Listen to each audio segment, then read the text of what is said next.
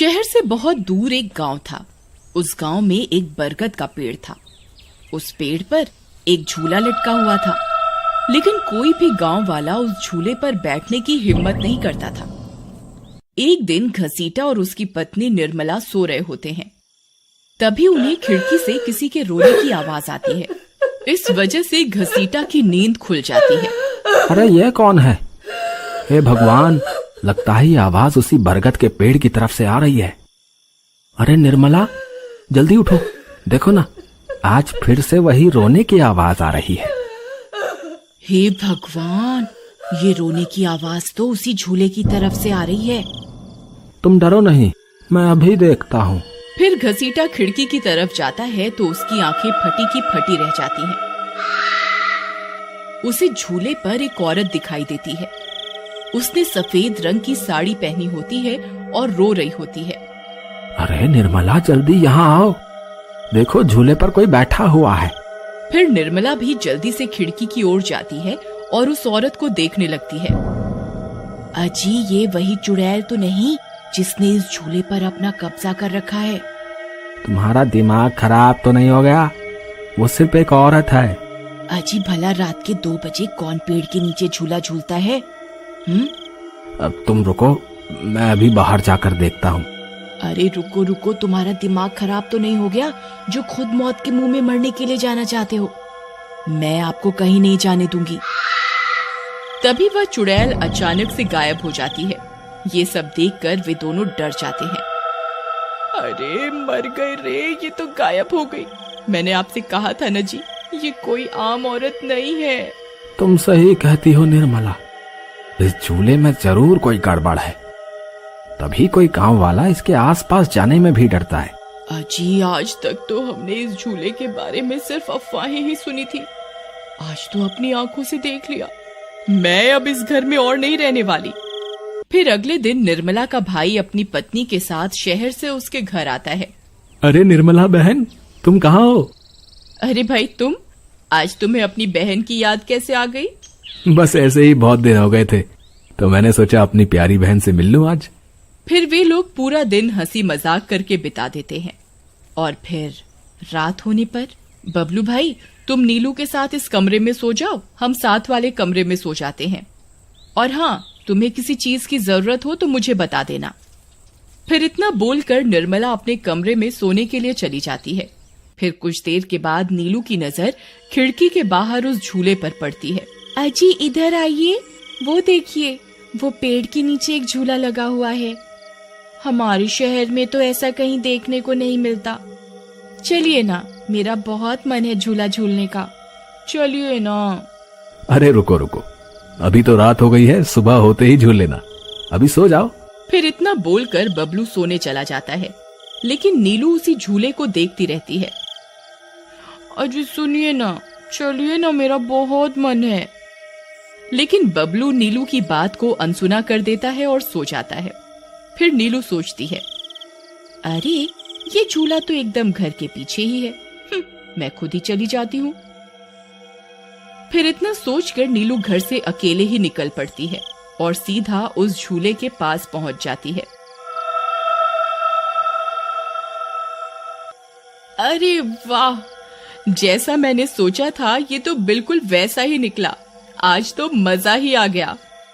फिर नीलू उस झूले पर बैठ जाती है और झूला झूलने लगती है और गाना गाने लगती है।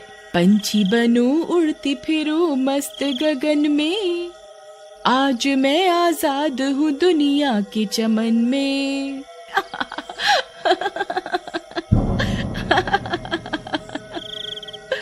अरे वाह।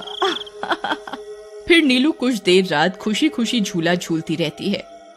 अरे वाह, आज तो मजा ही आ गया। चलो अब घर चलती हूँ, अगर इनकी नींद खुल गई तो ये बहुत नाराज हो जाएंगे। फिर जैसे ही नीलू उस झूले से उतरने लगती है तो उसे महसूस होता है कि किसी ने उसे पकड़ कर रखा है और वो झूले से नीचे नहीं उतर पा रही। वो बहुत डर जाती है। अरे अरे ये क्या, कौन है जिसने मुझे पकड़ कर रखा है? वो इधर उधर देखती है लेकिन उसे कोई दिखाई नहीं देता। अरे मर गई रे, मैं इस झूले से क्यों नहीं उतर पा रही? बचाओ बचाओ, कोई है? अजी सुनते हो, मेरी मदद करो। तभी नीलू की आवाज सुनकर बबलू की नींद खुल जाती है। निर्मला और घसीटा भी उठ जाते हैं और भागते हुए बबलू के पास आते हैं। अरे बबलू, ये तो नीलू की आवाज थी ना, वो कहाँ है?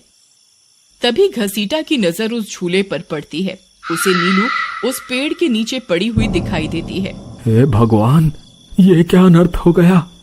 नीलू उस झूले के पास कैसे चली गई? फिर वे तीनों भागते हुए उस झूले के पास जाते हैं। उन्हें नीलू वहां बेहोश पड़ी हुई मिलती है। हे भगवान, ये तुम्हें क्या हो गया नीलू?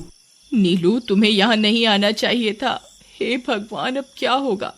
फिर वे सब लोग वापस अपने घर आ जाते हैं और सुबह होने पर नीलू को होश आता है। नीलू, तुम ठीक तो हो ना?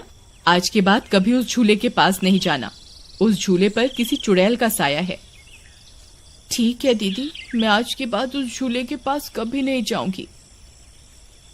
फिर रात होने पर सब सो रहे होते हैं। तभी नीलू की नींद खुल जाती है। उसकी आंखें लाल हो जाती हैं और उसके पैर उल्टे हो जाते हैं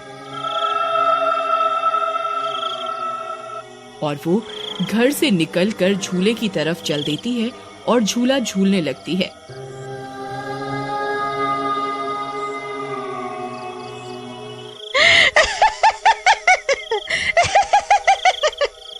उसकी हंसी सुनकर उन सब की नींद खुल जाती है।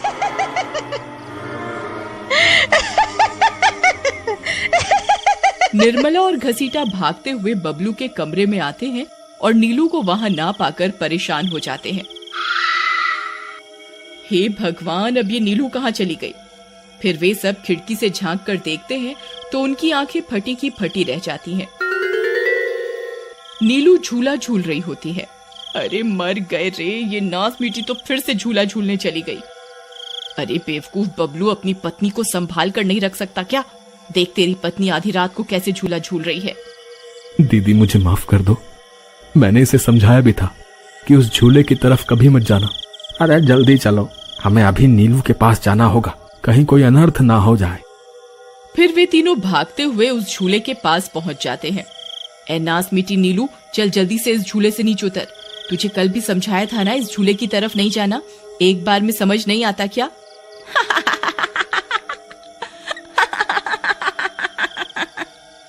जरा इसके पैरों की तरफ तो देखो। अरे मर गए रे, ये तो चुड़ैल बन गई है। अरे मर गए रे, मेरी बीवी तो चुड़ैल बन गई। अब क्या होगा? अरे भागो रे भागो, सब अपनी जान बचाकर भागो। अरे मैं तो जीते जी विधवा बन गया। अरे मेरी बीवी तो चुड़ैल बन गई। फिर वे तीनों वहां से भाग जाते हैं। तभी उन्हें रास्ते में कुछ गांव वाले मिलते हैं।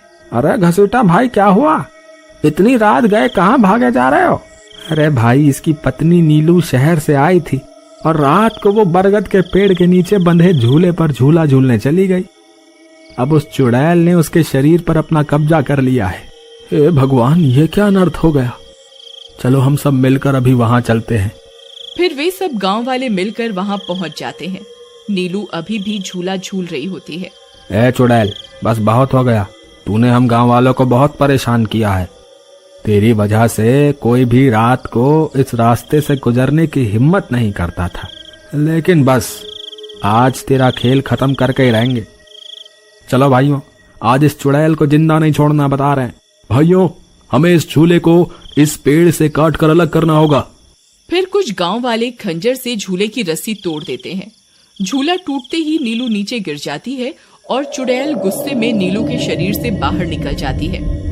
हे गांव वालों, ये तुमने सही नहीं किया, अब तुम सब मरोगे।